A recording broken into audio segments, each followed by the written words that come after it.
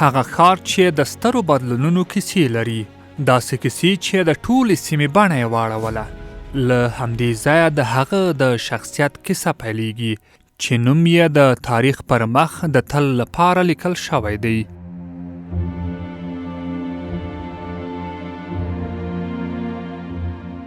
د ستر امپراتور غازی احمد شاه بابا کور دا ودانۍ کلونه د ورانېدو په حال کې وه، خو اوس یو ځل بیا د اسلامي امارت د زیار او مینې له برکته د تاریخ بڼه اخلي.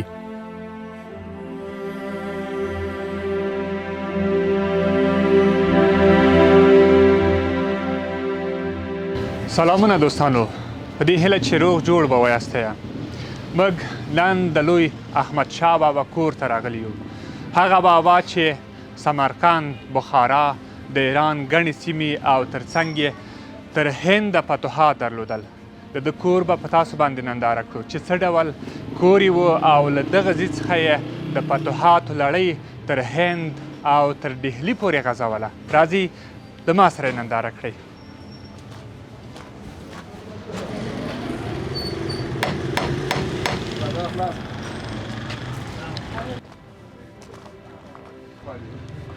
السلام علیکم. وعلیکم السلام.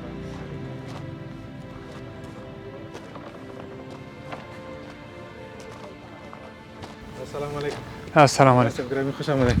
خوش باشید. بخیر هستین. ډیره مننه. سلامت اوسئ. خوش آمدید. صفا ورجن. ما خو د احمد شاه بابا ټاټوبي ته راغلي یو او ومو غوښتل چې د ستر احمد شاه بابا کور وګورو، هغه ځای وګورو چې له دې ځای څخه به یې خپل هغه مشورې ترسره کولې او بیا به یې د فتوحاتو لړۍ ته آمادګۍ نیولې.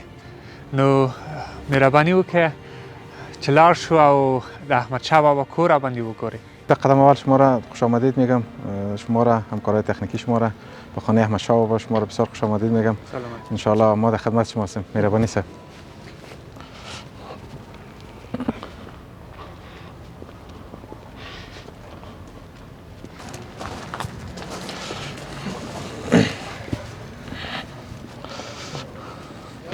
همزه صاحب گرامی، خوش آمدین به خانه احمد شاه بابا. در جایی که ما شما فعلا قرار داریم خانه اصلی یا تعمیر اصلی احمد شاه باباست که قبلا همکارای شما آمده بودن، از اینجا ویدیو دارن. بسیار در حالت بد قرار داشت. تقریبا در حدود 15 ماه کاری ما اونجا زحمت کشیدیم. تعمیر به حالت اصلی سابقه‌اش که بوده به حالت اصیل خودش ما برگشتیم و ترمیم کردیم. اکثر مهربان.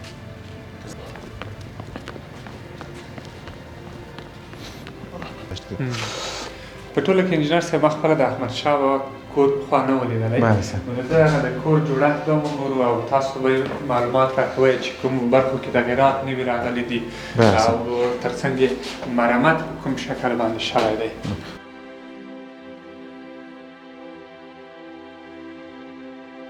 د دې ودانۍ بخارۍ ثبت هغه وخت د سیمه ییزو اړیکو او مهندسۍ تبادلې څرګنده نښه ده.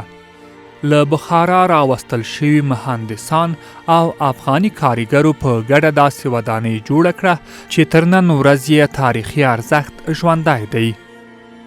تعمیر موقع است، در 2 طبقه است، همراه تاکو 3 طبقه میشه.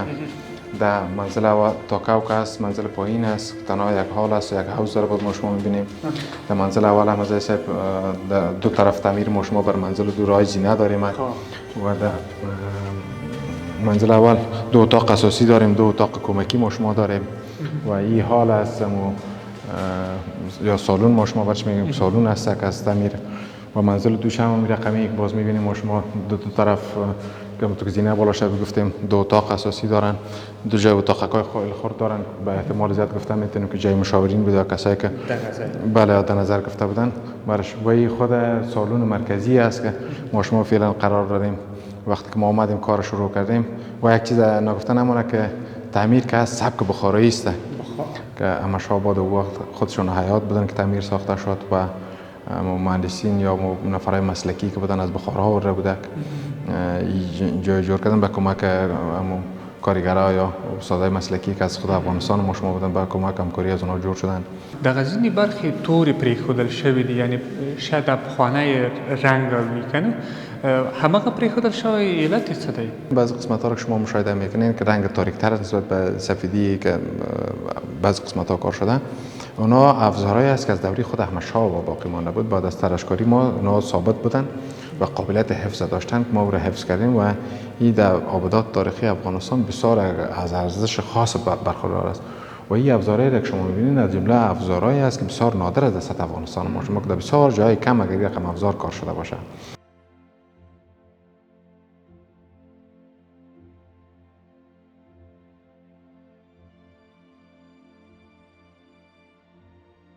د احمد شاه بابا په کور کې پرته دا نقشه د یو منظم ښار د طرحې نښه ده چې تر اوسه یې ځینې برخې پر پخواني حال پاتې دي او موږ ته د خپل ویاړلي تاریخ برم را یادوي.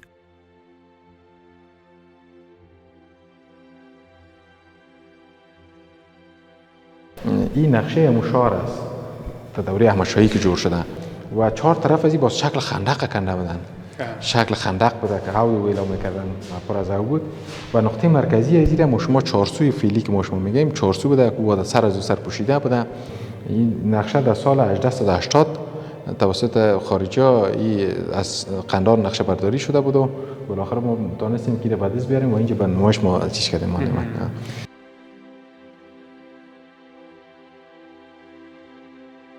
دا ځای د احمد شاه بابا د ژوند د ذوق څرګندونه ده، د داسې یو ذوق چې د طبیعت له ځواک څخه پکې د آرام لپاره کار اخیستل کېده. احمدزاده صاحب گرامی این تاکاو است یا زیرزمینی ما شما میگیم. در اینجا امور رقم ما شما میبینیم یک هاوس قرار داره. قصه میکنن یا حکایت هایی است که سینه به سینه هم تو چی شد انتقال یافته میگن اینجا هوا پر میکردن دوره. باز چون هوا از طرف بهار تابستان بسیار گرمی بود بازی خشفرش آبپاشی میکردن اینجا سرد میشد و از دو طرف از این بادبان داشت. باز به منزل بالای راه داشت کلکینچه ها رو داشت که همی هوای سرد همی رقم از اینجا هوا جریان پیدا میکرد. از دو طرف هم باز اتاقای بالا را سرد میساختیم.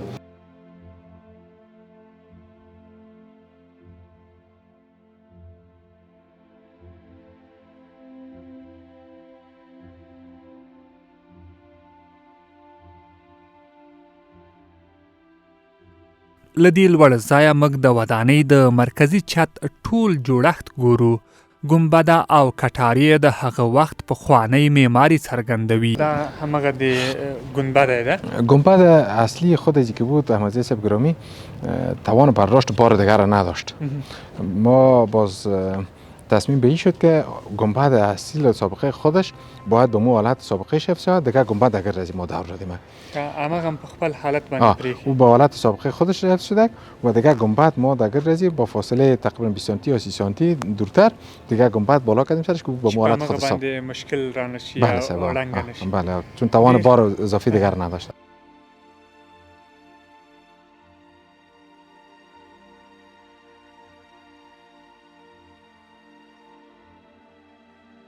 د احمد شاه بابا کور مو راسره ننداره کړو. واقعا چې په همغه بڼه باندې چې لومړی ځل باندې احمد شاه بابا خپله جوړ کړی و همغې بڼې ته بیرته ورګرځېدلی دی. خو تاریخي آبدات د تاریخ د هویت یا د تاریخ د پیژندلو نمونې دي چې موږ تاسو یې په خپل هیواد کې هم لرو. بیا د احمد شاه بابا د تاریخ هیله ده چې دا ډول تاریخي آبدې موږ تاسو ټول حفظ کړو او د ساتنې لپاره یې قدمونه اوچت کړو او هر آبده زموږ ستاسو د تاریخ د هویت د پیژندلو یوه نمونه یا مثال دی.